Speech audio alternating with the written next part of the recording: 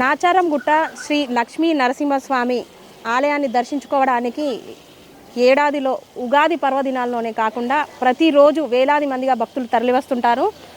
లక్ష్మీ సమేత లక్ష్మీ నరసింహస్వామిని దర్శించుకుంటారు.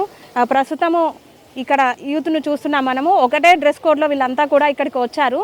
దేనికోసం వచ్చారు? కొంచెం నాకు వీళ్ళని చూస్తే కొంచెం అడగాలని అనిపిస్తుంది. మీరు ఎక్కడి నుంచి వచ్చారు, ఎందుకోసం వచ్చారు? అందరూ కూడా ఒకటే డ్రెస్ కోడ్లో ఉన్నారు కదా, ఎందుకోసం? మేము త్రిశూల్ మన అన్సాగర్ చేగుంట మండల్ మెదక్ డిస్టిక్ ఇక్కడనే. మేము ప్రతి వినాయక చవితి తర్వాత గణేశునితో నవరాత్రులు పూజించిన తర్వాత ప్రతి సంవత్సరం ఇక్కడికి వస్తాం. ప్రతి సంవత్సరం వచ్చినందుకు మేము కోరిన కోరికలు మాకు మంచిగా నెరవేరుతాయి. కాబట్టి మేము అందరం కలిసి మా యూత్ అంతా కలిసి ఇక్కడికి వస్తాం. మేము వచ్చి మంచిగా స్వామివారిని మంచిగా దర్శించుకొని, స్వామివారు ఇక్కడనే వెలిచారు కాబట్టి మాకు కూడా మా కొన్ని కోరికలు కొన్నైనా నెరవేరుస్తారు. కాబట్టి మేము ప్రతి సంవత్సరం ఇక్కడికి ఒక డ్రెస్ కోడ్లో వచ్చి అందరం ఇక్కడ మంచిగా స్వామివారిని దర్శించుకొని అందరం వెళ్తాం.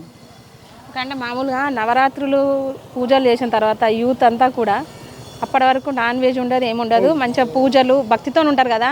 నవరాత్రులు అయిపోయినాయి అంటే తర్వాత ఇక కథం యథావిధి తదా రాజా అన్నట్టు మీ కార్యక్రమాలు మీకుంటాయి. అట్లా కాకుండా మీరు ఇక్కడ నాచారం గుట్ట లక్ష్మీ నరసింహస్వామిని దర్శించుకోవడానికి వచ్చారు కదా, మీకు బలమైన కోరిక ఏం నెరవేరింది? బలమైన కోరిక అంటే మాకు ఏ ఆటంకాలు లేకుండా మా ఉత్సవాలైనా, మా గణపతి ఉత్సవాలైనా పెట్టి నుంచి మేము చెరులో గణపతి నిమజ్జనం చేసే వరకు ఎటువంటి ఆటంకాలు కానీ డిస్టర్బెన్స్ కానీ చిన్న డిస్టర్బెన్స్ కూడా రాలేదు. మాకు కొన్ని ఇబ్బందులు వచ్చినాయి, బట్ అది ఒక 2 hours 3 hours మాకు పూర్తయింది. ఈ సంవత్సరం అయితే చాలా ఇబ్బంది వచ్చింది, ఒక ఇబ్బంది వచ్చింది, అది కూడా మంచిగా నెరవేరింది దేవుని ఆశీస్సుతో. అందుకే మేము ఇక్కడ మంచిగా అందరం కలిసి వచ్చి కోరుకున్నాం మళ్ళీ ఒకసారి. ఓకే, అంటే మీరు ఇప్పుడు మీ యూత్ మొత్తం అంతేనా? అవునండి, అందరం అంతే. ఓకే, మీకు ఏమన్నా కోరిక నెరవేరిందా? మేము అనుకున్న కోరికలు అనేది ఒకటే. మనకు ఏంటంటే గణపతి పెట్టినప్పటి నుంచి ఎలాంటి ఎవరో ఏం చేసినా అంతా మంచిగా యథావిధిగా మంచిగా అయిపోవాలి, నిమజ్జనం మంచిగా కావాలని చెప్పేసి ఒకటే కోరిక. లాస్ట్ ఇయర్ కూడా వచ్చాము, లాస్ట్ ఇయర్ కూడా మంచి దర్శనం అయింది. మాకు ఒకటే, మా యూత్లో ఉన్న సభ్యులు అందరూ మంచిగా ఉండి, వాళ్ళ ఫ్యామిలీస్ అందరూ మంచిగా ఉండి, అందరూ బాగుంటుందని మా ఒక కోరిక. స్వామివారు అది కోరిక ఎల్లప్పుడూ మాకు ఎంటనే ఉంటుండు, ఆ కోరిక నెరవేరుస్తుండు. కాబట్టి ప్రతిసారి మేము ఈ నరసింహస్వామి టెంపుల్కి రావడం జరుగుతుంది. వచ్చినప్పుడల్లా దేవుడు మంచి మాకు కోరికలు ఇస్తున్నాడు, అదే మాకు సంతోషం. మామూలుగా అంటే వినాయకుడిని మొక్కుకోవడమే విఘ్నాలు రాకుండా చూడాలని మొక్కుతారు కదా.